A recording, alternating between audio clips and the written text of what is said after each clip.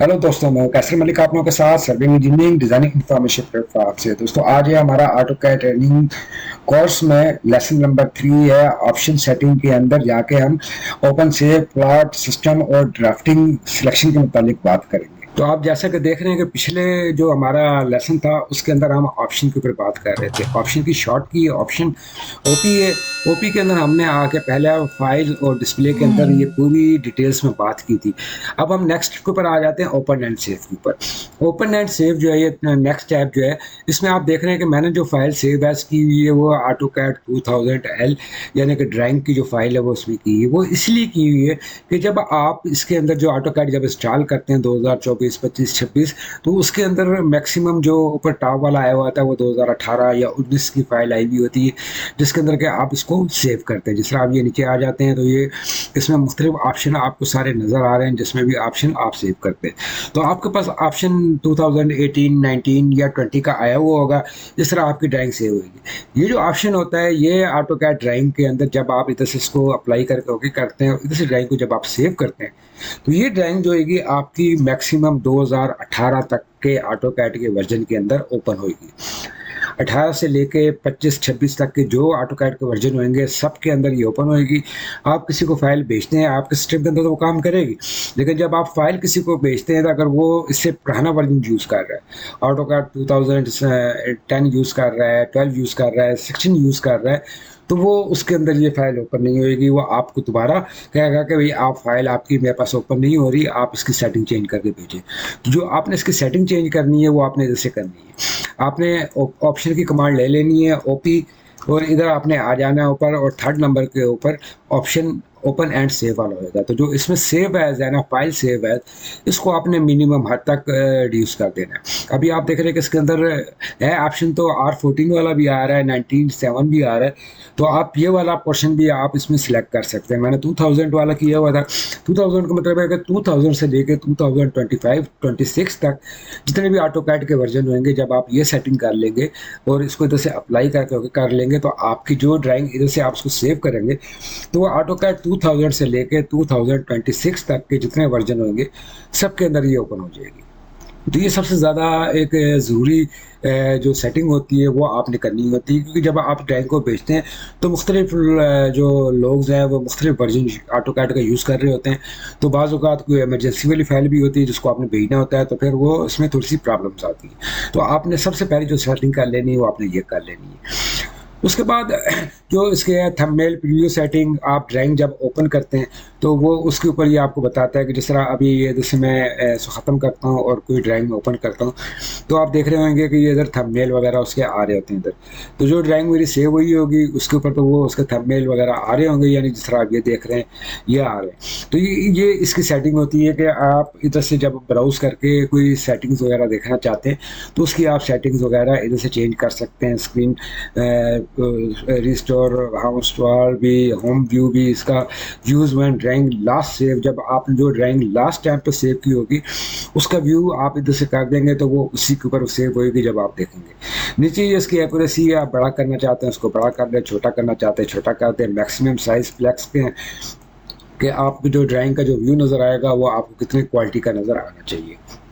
तो इसको आप ओके कर दें। उसके बाद इंक्रीमेंट सेव परसेंटेज, ये 50% है कि आप जब ड्राइंग के ऊपर काम करते हैं 50% के अंदर जो भी आपकी ड्राइंग काम कर रही होगी उसको वो सेव कर लेगा 50% के ऊपर। आप इसको 100% के ऊपर भी कर सकते हैं, इसको आप 10% के ऊपर भी कर सकते हैं, जितनी भी करना चाहते हैं आप इसके ऊपर इसको कर सकते हैं।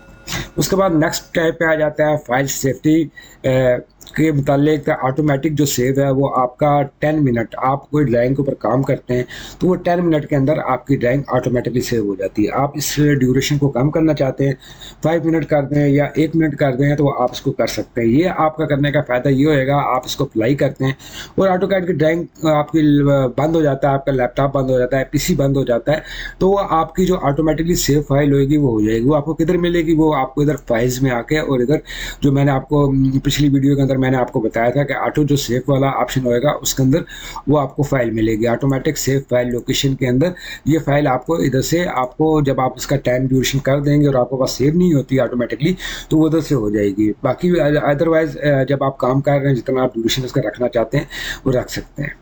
तो ये इसके बाद ये है आपके पास एक create backup copy of each save, आप इसको डिफ़ॉल्ट रहने दें जो भी आप रखना चाहते हैं, ठीक है। तो ये इसी तरीके से इसके ऑप्शन हैं सारे। डिजिटल सिग्नेचर है, आप ड्राइंग के नीचे कोई डिजिटल सिग्नेचर वगैरह लगा सकते हैं जो आपका आप किसी के ऊपर जो नाम वगैरह होएगा वो इसके ऊपर से इधर आ जाएगा। तो आप इसको इधर रखना चाहते हैं तो रख लें, इसका अलग प्रोसेस होता है वो हम आपको बाद में बता देंगे। उसके बाद number of currency use file, उसके बाद आप ये देख रहे हैं कि ये फाइल ओपन है मेरे पास 5 number of recently use file, और एप्लीकेशन मेन्यू के अंदर मेरी 9 फाइल आ रही है। तो ये कौन सा मेन्यू होता है, ये वाला मेन्यू हमारा ये आता है जब आप ऑटोकैड के ऊपर क्लिक करते हैं तो ये फाइल्स आपके पास आ रही होती हैं। ये 9 नंबर की फाइल्स हैं जो मैं रिसेंटली यूज़ कर रहा हूँ वो सामने आ रही हैं। आप जब ओपन करेंगे तो जो आपके रिसेंट जो ड्राइंग होंगी वो सारी उसकी लिस्ट इधर आ जाएगी। इधर से जैसे मैं ऑप्शन की कमांड लेता हूँ और इधर मैं उसको सॉरी 5 और इधर भी मैं इसको 5 कर देता हूँ क्योंकि मेरी 5 फाइल हैं। इधर अभी आप देखा था कि फाइल जो आ रही थी मेरी वो ज़्यादा आ रही थी। अब मैं अप्लाई करूँगा तो ये मुझसे पूछेगा will be reduce 5 to you and restart AutoCAD. जब आप ऑटोकैड को बंद करके ओपन करेंगे तो ये आपकी फाइल 5 फाइल आ जाएंगे। अभी आप देख रहे हैं कि पहले ज़्यादा आ रही थी, अभी 1 2 3 4 5 फाइल आ रही है। इसी तरीके से आप ये इसकी जितनी भी फाइल्स वगैरह की सेटिंग करना चाहते हैं वो सेटिंग्स वगैरह इधर कर सकते हैं। उनके नंबर्स वगैरह जो हैं वो आप इधर से लिख सकते हैं। इसके अंदर जो ओपन फाइल्स हैं ये आपकी 9 नंबर तक आएंगी। तो इसी तरीके से जो आप इसकी सेटिंग्स वगैरह जब कर देंगे जो भी फाइल्स होंगी जितनी आप बढ़ाएंगे तो वो सारी फाइल्स आपके इधर आ जाएगी। मैक्सिमम जितने भी आप इसके ऑप्शन को इधर ऑन कर देंगे उसकी फाइल्स को आप जितना भी रखना चाहते हैं। तो ये हमारे पास है। ओके, तो अभी आप देख रहे हैं कि ये मैंने उधर 15 कर दी हैं तो 15 फाइल्स जो है मेरे पास इधर आ गई हैं। तो ये इसी तरह आप इसकी रिसेंट फाइल जो ओपन्स की हैं जितनी भी इसकी रेशो रखना चाहते हैं वो आप अपनी रेशो रख सकते हैं दोनों के साथ में इसके साथ। और ये डिस्प्ले फुल पाथ आप इसको चेक इन कर देंगे तो वो जो ड्राइंग इधर से आप ओपन करेंगे तो उसके साथ उसकी लोकेशन भी आ रही होगी जिधर आपने उसको रखना होगा। तो ये आप बंद करके जब आप उसको दोबारा चलाएँगे तो ये आपके सामने उसकी वो डिटेल आ जाएगी। इसको फिर आप इधर से इसको थोड़ी सेटिंग वगैरह कर सकते हैं, बड़ा कर सकते हैं और सारी इसकी सेटिंग्स वगैरह जब इसको बंद करके दोबारा ओपन करेंगे तो सारा कुछ इसके साथ वो उसकी सेटिंग्स वगैरह सारी हो जाएंगी। उसके बाद नेक्स्ट ये ओपन एंड प्लॉट का जो सब्जेक्ट था वो मैंने आपको बताया। उसके बाद प्लॉट एंड पब्लिश है।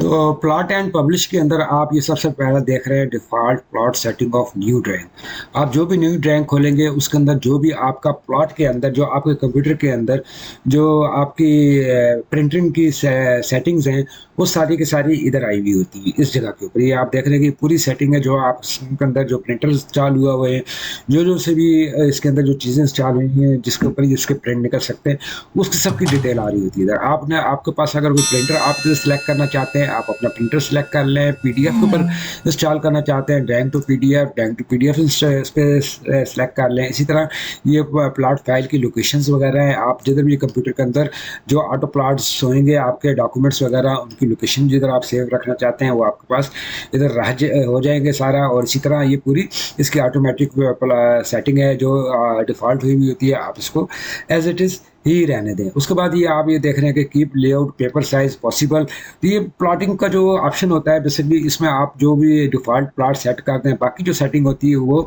जो हमारी प्रिंटिंग होती है उसके अंदर सारा ऑप्शन होता है। जिस तरह लेआउट्स वगैरह नीचे हैं उसके अंदर होता है तो वो उसकी जो चीज़ें हैं वो सारी साथ साथ चलती जाती हैं। तो प्लॉट एंड पब्लिश के ऊपर जो बेसिकली चीज़ थी वो सारी यही है। उसके बाद स्टैम्प सेटिंग है। अगर आप कोई डेट लगाना चाहते हैं, कोई नाम लिखना चाहते हैं, कोई चीज़ लिखना चाहते हैं तो आप इधर से उसके नाम वगैरह इधर से ऐड कर सकते हैं। ऐड लिस्ट के अंदर जो भी नाम अपना देना चाहते हैं कोई चीज़ तो आपकी हर ड्राइंग के एंड के ऊपर इधर उसका नाम वगैरह आ जाएगा। इसको लोड कर लें और लोड करने के बाद जो भी ड्राइंग आप बनाएंगे उसके अंदर इसकी सेटिंग आ जाएगी। इसके बाद प्लॉट स्टाइल टेबल की सेटिंग्स वगैरह हैं ये सारी हम आगे आपको उसी सब्जेक्ट के अंदर बताएंगे प्लॉट के अंदर।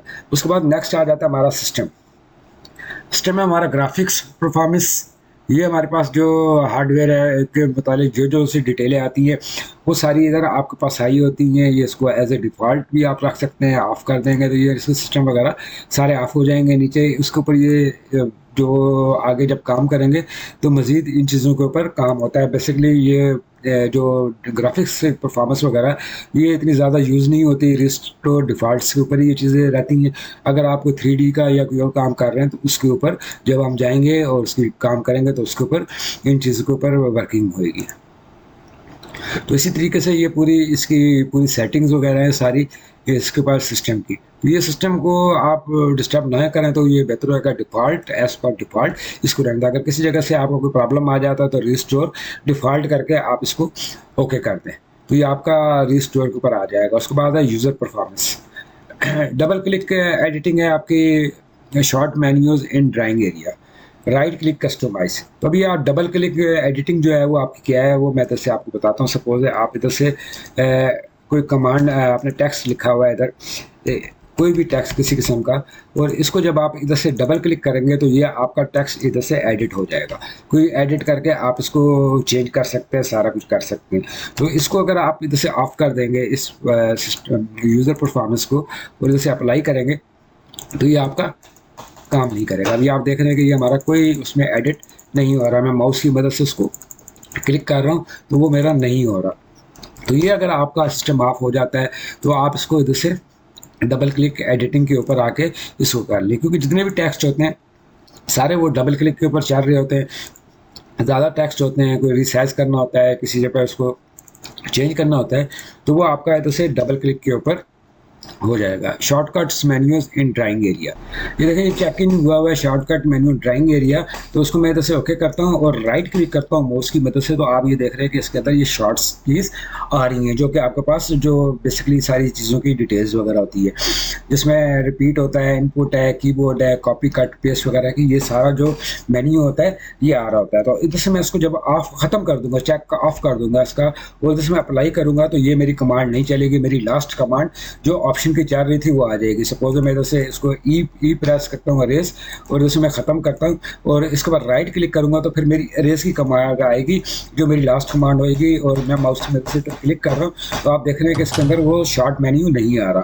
तो ये शॉर्ट मेन्यू अगर आप ख़त्म करना चाहते हैं और या ख़त्म हो गया है तो आप इसको चेक इन करके ऑन कर सकते हैं, और ऑफ करना चाहते हैं तो ऑफ कर देंगे, अप्लाई करके ओके करेंगे। अभी मैं राइट क्लिक करूँगा तो अभी आप देख रहे हैं कि ये ऑप्शन मेरे सामने इधर आ रहा है। इसी तरह ऑप्शन की कमांड में आप दोबारा चले जाएं और राइट हैंड क्लिक कस्टमाइज है।